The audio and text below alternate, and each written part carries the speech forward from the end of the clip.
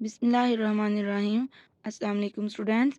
आज हम biology class 9 के unit number 1 introduction to biology उसका टॉपिक पढ़ते हैं मॉलिक्यूलर लेवल। इससे पहले मॉलिक्यूलर लेवल से पहले आप एटॉमिक लेवल पढ़ चुके होंगे, सब एटॉमिक एंड एटॉमिक लेवल। तो इसका मैं थोड़ा सा आपको रिकैप देती हूँ ताकि आपको आगे मॉलिक्यूलर लेवल अच्छे से समझ आए। एटम के रिलेटेड आप केमिस्ट्री में भी पढ़ चुके हैं। तो एटम हमारे पास, अगर ये एटम है, इसके यहाँ पे सेंटर में न्यूक्लियस गिवन होता है और उसमें प्रोटॉन और न्यूट्रॉन होते हैं और उसके जो न्यूक्लियस है उसके इर्द गिर्द इलेक्ट्रॉन जो है वो मूव कर होता है। प्रोटॉन पे पॉजिटिव और न्यूट्रॉन पे कोई चार्ज नहीं होता, यानी कि ज़ीरो चार्ज है। तो यानी कि ये जो 3 पार्टिकल्स हैं, इसके अलावा और भी पार्टिकल्स हैं, लेकिन ये 3 बेसिक पार्टिकल्स हैं, यानी प्रोटॉन, इलेक्ट्रॉन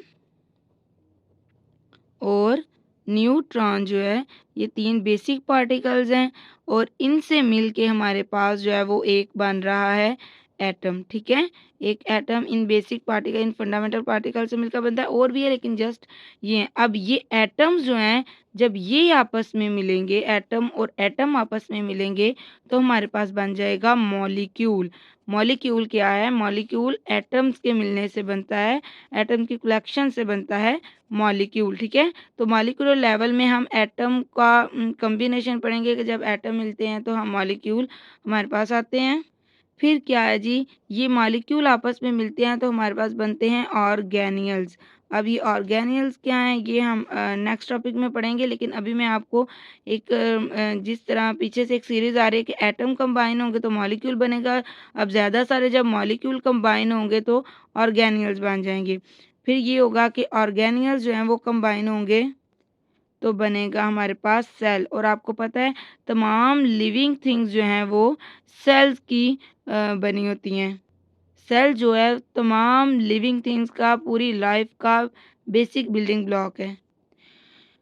रिकॉलिंग मतलब हमने पीछे इसको जो पिछला कंसेप्ट था उसको रिकॉल करते हैं। क्या molecule is the smallest part of A compound. Chemistry के टॉपिक में ये हमने पढ़ा, कंपाउंड के टॉपिक में, कि मॉलिक्यूल जो है उसका स्मॉलेस्ट पार्टिकल जो है, सॉरी, कंपाउंड का स्मॉलेस्ट पार्टिकल मॉलिक्यूल है। That retains the properties of that compound, जिसमें इस कंपाउंड की सारी प्रॉपर्टीज गिवन होती हैं। मतलब आप पानी का एक कतरा ले, जैसा सारे पानी का जायका वैसे ही उसका भी होगा। तो ये जस्ट एग्जाम्पल थी। ठीक है, वो कतरा जो है वो मॉलिक्यूल नहीं होगा, मॉलिक्यूल तो ज़ाहिर सी बात है डिफरेंट है, लेकिन एग्जाम्पल इसके यही है कि कंपाउंड को अगर हमने देखना है कि वो कैसा, तो उसका एक मॉलिक्यूल हमें बता देगा वो कैसा है। मॉलिक्यूलर लेवल स्टार्ट करते हैं। इन ऑर्गेनिजम्स, ऑर्गेनिज्म कोई भी लिविंग थिंग हो सकती है। इन ऑर्गेनिजम्स बायो एलिमेंट्स, जो हमने इससे पिछले टॉपिक में हमने बायो एलिमेंट्स के बारे में पढ़ा है। 16 बायो एलिमेंट्स से वो आपस में कंबाइन होते हैं और वो लिविंग ऑर्गेनिजम्स में पाए जाते हैं। ठीक है, तो जो बायो एलिमेंट्स हैं usually do not occur in isolated. Isolated का मतलब सेपरेट फॉर्म, वो अलग-अलग से नहीं पाए जाते हमारे पास।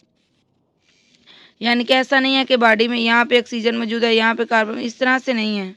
यूँ मतलब हमारे सर के हिस्से में ऑक्सीजन है और उसके बाद एक बाजू में कार्बन है, एक में नाइट्रोजन, ऐसा नहीं है। ये जितने भी एलिमेंट्स हैं, फॉर्म रेदर दे कंबाइन, वो कंबाइन फॉर्म में होते हैं थ्रू आयोनिक और कोवलेंट बॉन्डिंग। ये केमिस्ट्री में पढ़ा है कि, और ये हमने कंपाउंड वाले टॉपिक भी केमिस्ट्री में पढ़ा है कि जितने भी एलिमेंट्स हैं वो कंबाइन होते हैं तो आयनिक या कोवलेंट बॉन्डिंग के ज़रिए कंबाइन होते हैं। यानी कि बायो एलिमेंट से सेपरेट सेपरेट नहीं पाए जाते, बल्कि वो आपस में बॉन्ड बनाते हैं और वो बॉन्ड आयनिक हो सकता है या कोवलेंट हो सकता है, और आपस में मिल के मतलब कंबाइन फॉर्म में रहते हैं। The stable particle formed by such bonding is called a molecule. मतलब जब दो एटम अगर आपस में मिलते हैं तो उसके उनका जो कॉम्बिनेशन है वो हमारे पास बनता है मॉलिक्यूल, या फिर उसको बायो मॉलिक्यूल भी कहते हैं क्योंकि वो लिविंग थिंग्स में मौजूद होता है। और बायो का मतलब लाइफ होता है। ये आपने जब बायो की बुक स्टार्ट की होगी उसके स्टार्ट में ये बताया होता है कि bio means life. An organism is formed by enormous number of biomolecules. एक ऑर्गेनिज्म, एक लिविंग ऑर्गेनिज्म में जो है एक नहीं बल्कि बहुत ज़्यादा बायोमॉलिक्यूल्स मौजूद होते हैं of hundreds of different types, और उनके टाइप्स भी डिफरेंट होती हैं। मतलब हाइड्रोजन अगर ऑक्सीजन के साथ मिलकर पानी बना देता है तो यही हाइड्रोजन क्लोरीन के साथ मिलता है तो हाइड्रोजन क्लोराइड भी बनाता है, जो कि एक एसिड है। अब ये मॉलिक्यूल्स क्या हैं? These molecules are the building material and are themselves constructed in great variety.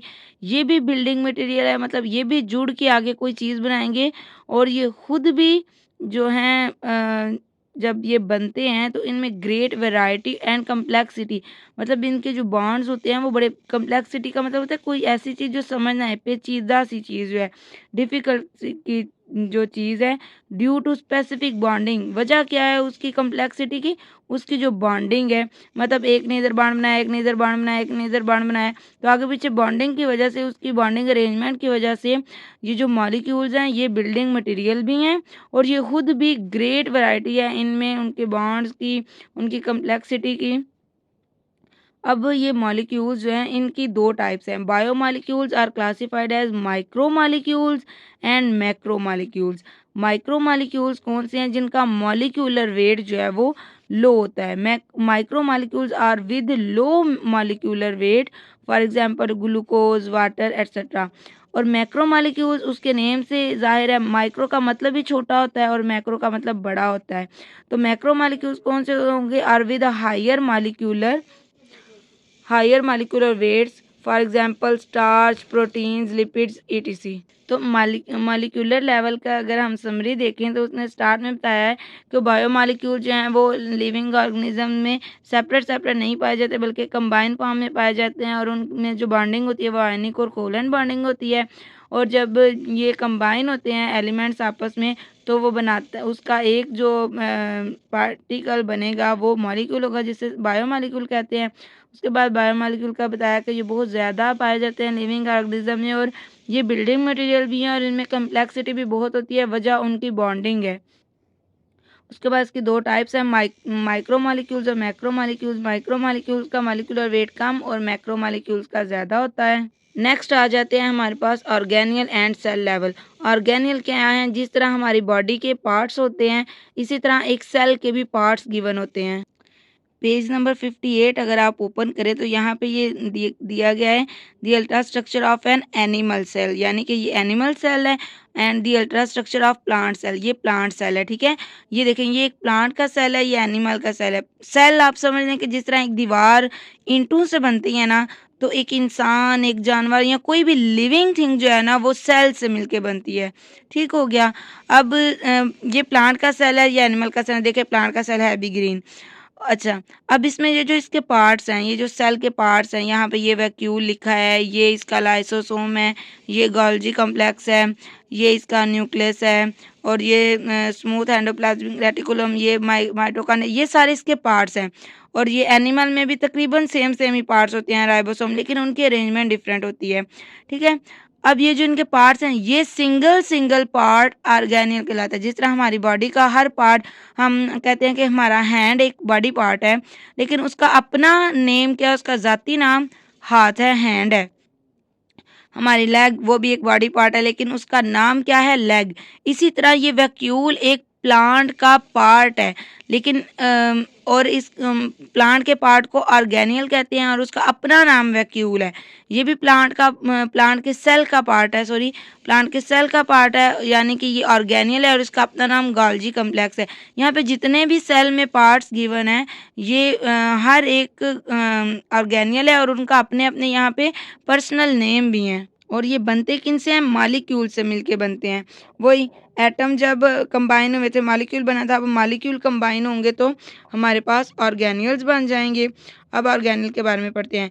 Bio molecules assemble, यानी कि अरेंज होते हैं। असेंबल, अरेंज होना, जुड़ना, आपस में कंबाइन होना, लेकिन एक अरेंजमेंट में। Biomolecules assemble in a particular way, एक खास तरीके में जुड़ते हैं, एंड फॉर्म ऑर्गेनियल्स, जो क्या बना देते हैं? ऑर्गेनियल्स बना देते हैं। दी ऑर्गेनियल्स आर एक्चुअली, अब ऑर्गेनियल्स क्या हैं? आर एक्चुअली सब सेलुलर स्ट्रक्चर्स इन सेल्स, यानी कि सेल के छोटे पार्ट्स। सब सेलुलर का मतलब जो सेल से छोटे हैं। आपने देखा था वहाँ पे उस पिक्चर में, सारे जो ऑर्गेनियल्स है उनको जोड़ेंगे तो फिर ही एक सेल बनेगा ना। तो वो जो ऑर्गेनियल्स हैं वो सब सेलुलर पार्ट हैं किसी भी सेल के, यानी कि एटम्स जुड़े तो मॉलिक्यूल बना, मॉलिक्यूल जुड़े तो हमारे पास ऑर्गेनियल बन गया। अब ऑर्गेनियल जब कंबाइन होंगे तो वो सेल बना देंगे। ईच टाइप ऑफ ऑर्गेनियल, अब उसमें जितने भी पार्ट्स हैं, जिस तरह हमारी बॉडी के पार्ट्स हैं, हाथ का एक स्पेशल काम है, हमारी आई का एक स्पेशल काम है, हमारे ईयर का एक स्पेशल जॉब है, तो इसी तरह जो सेल के पार्ट्स हैं उनकी भी स्पेशल जॉब है, हर एक का अपना अपना काम करता है। Each type of organelle is specialized, वो स्पेशल है to perform a specific function, खास काम करने के लिए। For example mitochondria are specialized for cellular respiration and ribosomes are specialized for protein synthesis। Mitochondria जो है, जिस तरह हमारी बॉडी में लंग्स हैं वो हमारी रेस्पिरेशन करने का उनकी जॉब है, इस तरह सेल की भी रेस्पिरेशन होती है। तो सेल की रेस्पिरेशन का काम कौन करता है? इन अदर वर्ड्स आप कह सकते हैं कि सेल के लंग्स कौन है? माइटोकॉन्ड्रिया हैं, और ये स्पेशलाइज्ड है फॉर सेलुलर रेस्पिरेशन के लिए, सेल की रेस्पिरेशन करने के लिए। ये हमारी रेस्पिरेशन क्या है? सांस लेना। हम जब सांस लेते हैं, अपना जो है इनहेल करते हैं ऑक्सीजन को अंदर और कार्बन को बाहर निकालते हैं, एक्सहेल करते हैं, तो जो सेल्स होते हैं उनकी रेस्पिरेशन ज़रा अपनी तरह की होती है, ठीक है। वो भी ऑक्सीजन को अंदर लेके जाते हैं, अपनी एनर्जी की जितनी भी उनकी रिक्वायरमेंट्स होती हैं उनको कंप्लीट करते हैं, और फिर जो एक्स्ट्रा कार्बन डाइऑक्साइड होती है उसको वो आउट कर देते हैं। ये उनकी रेस्पिरेशन, और ये काम कौन करता है? ये माइटोकॉन्ड्रिया करता है सेल के अंदर। हमारी बॉडी में ये लंग्स करते हैं। एंड राइबोसोम्स, और राइबोसोम्स क्या काम करते हैं? Are specialised for protein synthesis, ये प्रोटीन्स बनाने के लिए राइबोसोम का काम क्या है? ये प्रोटीन्स बनाने का काम करता है। इन दिस वे, इस तरह function of this cell are accomplished, इस तरह ये होता है कि जिस तरह हर पार्ट अपना अपना काम करता है और उन सब का काम मिल के जो है वो एक सेल का काम बन जाता है। जिस तरह अगर हमें कोई काम दिया जाता है, हमें एच वर्क अगर दिया जाता है, हमारा ब्रेन क्या काम करता है? हमारा ब्रेन उसको लर्न करता है। हमारी जो टंग है, ज़ुबान है, वो क्या काम करती है कि उसको बोलती है, वो वर्ड प्रोनाउंस करती है। हमारा हाथ उसको लिखता है, ठीक है। तो हम इस तरह से हम इन सारे बॉडी पार्ट्स का काम मिलके हमारी पूरी बॉडी का काम बन जाता है, वो हमारा काम बन जाता है। इसी तरह सेल्स के जो ऑर्गेनेल है उनका अपना अपना काम सबका मिल के क्या होता है कि वो टोटली सेल का काम बन जाते हैं। In this way functions of the cell are accomplished by these specialised structure, एक सेल के सारे काम ये सारे स्ट्रक्चर्स करते हैं, जिस तरह हमारा काम हमारे बॉडी पार्ट्स करते हैं। इट इज़ एन एग्जाम्पल, ये एग्जाम्पल है of division of labour within the cell. Labour कहते हैं काम को, डिवीजन कहते हैं तकसीम को। तो सेल में काम की तकसीम की ये एक एग्जाम्पल थी। जिस तरह ये बताया गया कि माइटोकॉन्ड्रिया जो सेलुलर रेस्पिरेशन का काम करता है, राइबोसोम प्रोटीन्स की सिंथेसिस का काम करता है, प्रोटीन्स बनाने का। तो इसी तरह हमारी बॉडी के भी तो जो है वो काम, उनकी लेबर जो है वो डिफरेंट टाइप्स में डिवाइड हुई होती है ना, इसी तरह के सेल्स का भी है। In the case of prokaryotes and most protist, अब ये दो सेल्स की टाइप्स हैं, अभी आप इनके अगर नेम पढ़ लें, नेक्स्ट इसकी बहुत अच्छे से क्लैरिफिकेशन की जाएगी। तो prokaryotes and protist, the entire organism consist of a single cell. अब ये याद रखें, हमारी बॉडी जो है वो तो प्रोक्रियोट्स और प्रोटिस्ट वो एनिमल्स हैं या वो लिविंग ऑर्गेनिजम्स हैं कि जिनमें उनकी पूरी बॉडी सिंगल सेल की बनी होती है। जैसे लेकिन हमारी बॉडी में बहुत ज़्यादा सेल्स होते हैं, लाखों करोड़ों सेल्स होते हैं। लेकिन प्रोक्रियोट्स और प्रोटिस्ट वो एनिमल्स हैं जिनमें पूरा मतलब पूरा लिविंग थिंग जो है वो एक ही सिंगल सेल का बना होता है। तो इसका मतलब उसके सारे काम उसका फिर एक ही सेल करता है। In the case of most fungi, अब फंजाई के केस में क्या होता है? All animals and plants, fungi animals और प्लांट्स के केस में the organism consist of up to trillions of cells. अब फंजाई एनिमल प्लांट्स में क्या होता है कि एक ऑर्गेनिज्म जो है वो ट्रिलियंस ऑफ सेल्स से मिलकर बनता है। इसकी समरी अगर देखें तो मॉलिक्यूल्स आपस में बायोमॉलिक्यूल्स मिलते हैं, अरेंज होते हैं और ऑर्गेनिल्स बनाते हैं। ऑर्गेनिल्स क्या हैं? वो सब सेलुलर पार्टिकल्स हैं, यानी कि वो सेल्स बनाते हैं, और ये सारे ऑर्गेनिल्स अपना अपना काम करते हैं। इनका काम मिल के कोलेक्टिवली बन जाता है सेल का काम। इसमें उसने एग्जांपल दिया माइटोकॉन्ड्रिया की जो सेलुलर रेस्पिरेशन करता है, राइबोसोम्स की जो सिंथेसिस ऑफ प्रोटीन करती है, और इस तरह से सेल का जो सारा काम है वो कम्प्लीट होता है, और वो कम इस तरह डिवीजन होती है एक सेल में काम की। उसके बाद प्रोक्रियोट्स और प्रोटिस्ट का बताया कि वो सिंगल सेल के बने होते हैं, लेकिन फंजाई एनिमल और प्लांट्स जो हैं वो ट्रिलियंस ऑफ सेल्स के बने होते हैं।